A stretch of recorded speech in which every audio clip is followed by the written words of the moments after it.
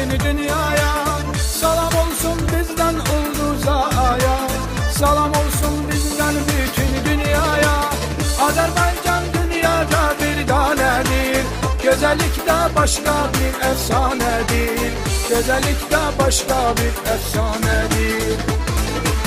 Azerbaycan dünyada bir tanedir. Güzellikte başka bir efsanedir. Güzellikte başka bir efsanedir.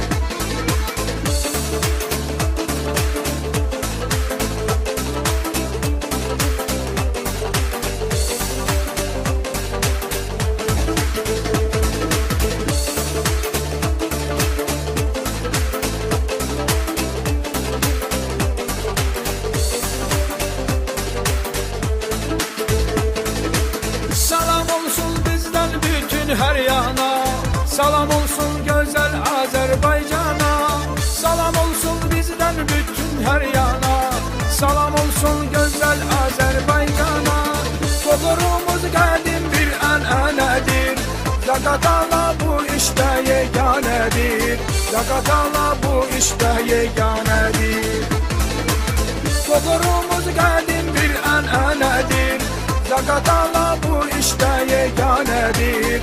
Zaqatala bu işte yeganedir.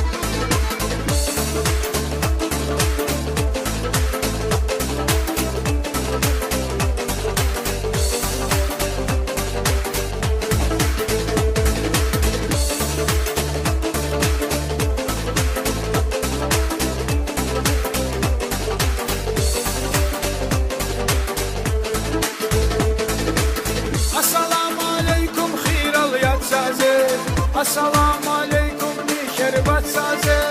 Assalamu aleykum Xiraliyat sazı.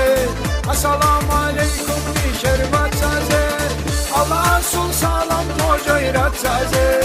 Ya Rabbim Allah hasmuc rohun taygi. Ekenu gal murazal ki dubaygi. Allah sul salam mocayrat sazı. Ya Rabbim Allah hasmuc rohun taygi. Ekenu gal murazal ki dubaygi.